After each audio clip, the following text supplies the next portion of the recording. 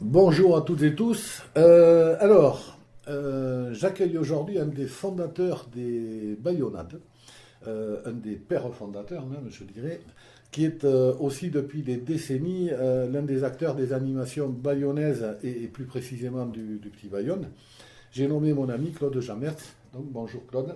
Salut.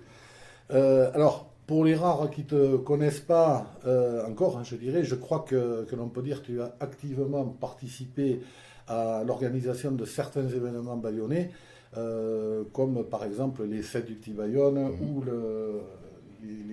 la célébration de San Pansar, si on peut mhm. appeler ça une célébration. Et tu as été également trésorier de l'Amicale du Petit Bayonne Ouais, pendant de nombreuses années. ouais. Hein, voilà.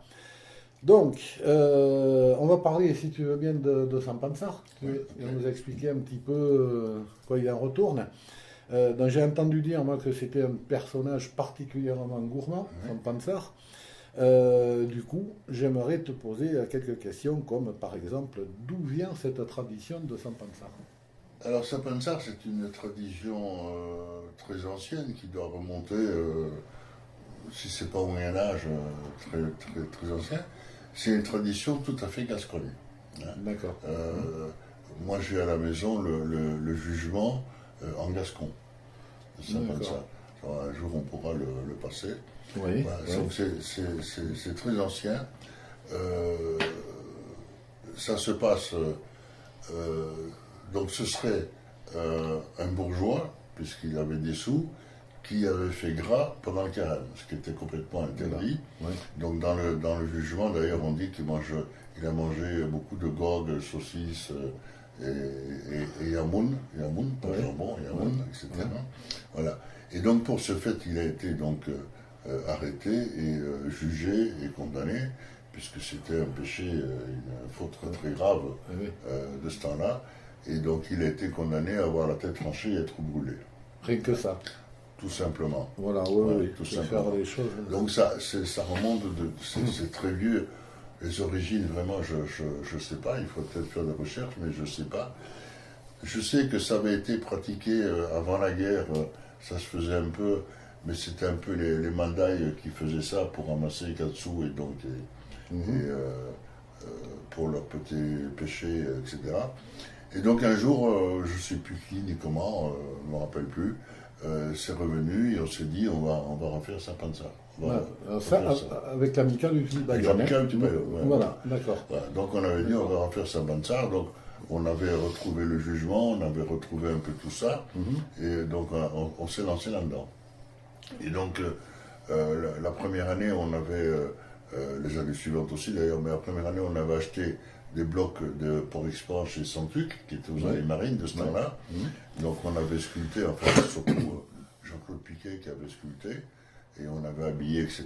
Donc, mais c'était un gros, hein, Énorme, ouais. ça faisait plus de 2,50 m de haut quand même, hein. Mhm. Et là, on le portait. Sur un brancard, on le portait. Je me souviens. Et on s'était habillé en moyenâgeux, puisque de ce temps-là, il y avait monsieur et madame Echeverry qui était rue Quai Galuperie, Galiperie, si je ne me ouais. trompe, et qui était costumier. Ouais, donc il y avait du stock, donc on louait les costumes. Et donc la première année, donc on l'a porté, et on avait tout ce qu'il fallait. Il y avait donc les soldats, il y avait le juge, il y avait le bourreau, il y avait Mhm. les bourgeois, enfin il y avait ce qu'il fallait. Et donc on a continué et on ramassait des sous, bien entendu, c'était le but de la manœuvre aussi. Donc Mhm. on ramassait des sous. Et les gens jetaient des sous par les fenêtres, comme ça, non, c'était sympa. D'où l'expression, peut-être. Jeter l'argent par les fenêtres. Ouais. Mais bon. Et voilà, et l'année suivante, on s'était dit que porter c'était quand même un peu lourd. Mhm. Donc on avait loué une charrette avec un âne et avec son patron, quoi, Mhm. son propriétaire, pardon, Mhm. pour porter le Saint-Bonzard, c'était quand même Plus confortable. plus confortable et puis on était plus libre de faire ce qu'on voulait. Oui, voilà. C'est Voilà. peut-être un problème quelque part. Voilà. Un avantage qui devient un inconvénient, Voilà, qui est ouais. devenu à certains moments, hein, de ce Voilà. que je Et sais. puis Oui. donc on a continué comme ça. Après, donc ça a pris un peu d'ampleur parce qu'on a eu des copains qui ont dit ouais, on voudrait venir avec vous, c'est sympa, c'est marrant. Bon, c'est vrai que le midi, on faisait ripaille, parce que c'était ripaille chez la mère Changot, la rue des Mhm. Cordeliers, Ouais. faisait ripaille là.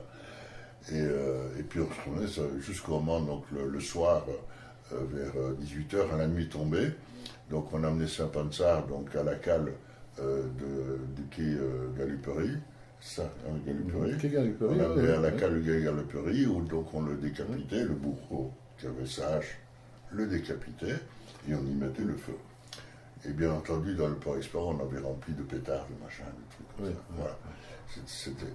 Après, donc ça a pris un peu plus d'ampleur dans le sens que quand la Bayona Banda s'est créée au sein de l'amicale, donc ils sont venus avec nous, ce qui fait qu'on s'est retrouvé avec des cortèges où on était une bonne cinquantaine, et tous habillés donc de l'époque qu'on avait choisi.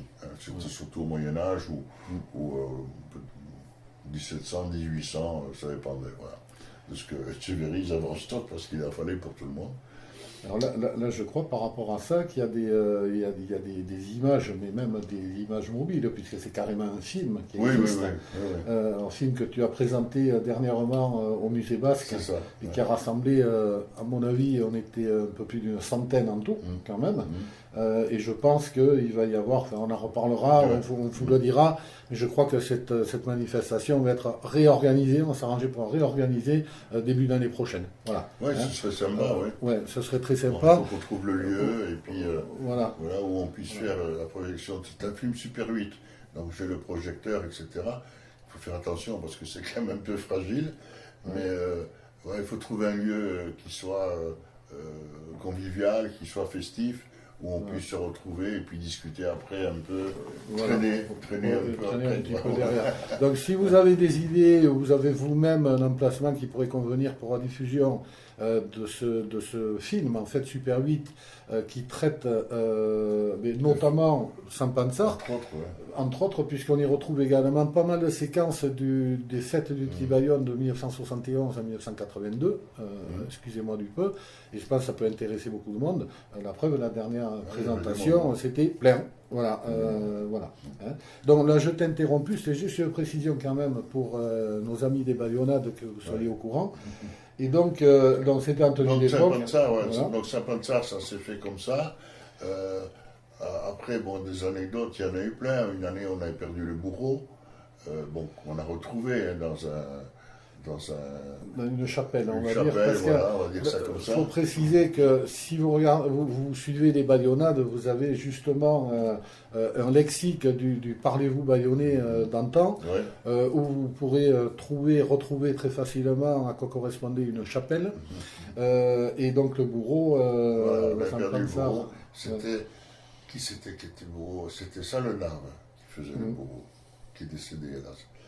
Et voilà, alors après, moi j'étais trésorier, donc il fallait que je fasse gaffe aux boîtes que tout le monde avait, parce que certains, dans les chapelles, oubliaient les boîtes, donc il fallait les récupérer. Et voilà, je me rappelle. J'ai entendu une petite anecdote vers la gare, alors, quand même quelque chose. Une année, donc moi, avec Jean-Claude Piquet, qui était président, et puis voilà. Donc on faisait gaffe aux garçons parce qu'ils s'éparpillaient, donc il fallait quand même réunir le troupeau.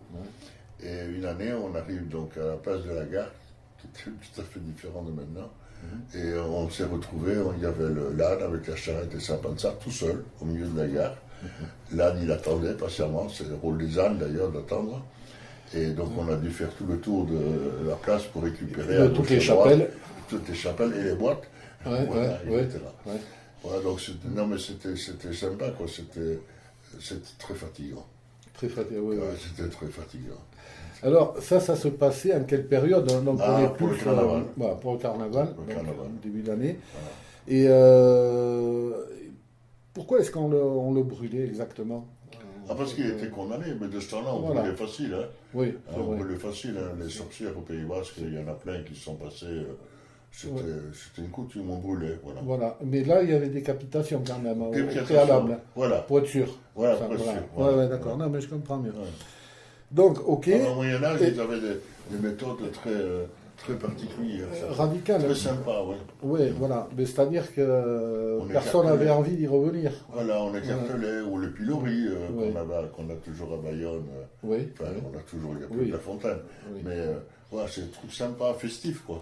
Festif, ouais, il fallait quelques animations. Mais c'est là-dessus on va se quitter. Un grand merci, Claude. De rien, avec Hein, plaisir. c'est très intéressant. Je crois qu'on aura d'autres occasions hein, sur Ouais, d'autres ouais. sujets.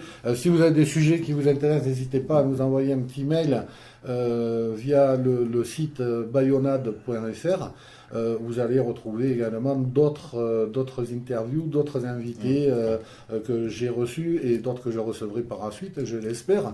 Donc n'hésitez pas à vous rendre sur les Bayonades, donc www.bayonade.fr. Et si vous avez des commentaires, des questions, des suggestions, des idées, ou si vous souhaitez vous-même même venir me rencontrer ici, et on peut tout à fait réaliser une petite interview ensemble. Voilà, ce sera avec grand plaisir. Merci Claude, De rien, un plaisir. à très bientôt. Ok, Bonne journée à tous. merci. Au revoir. Au revoir.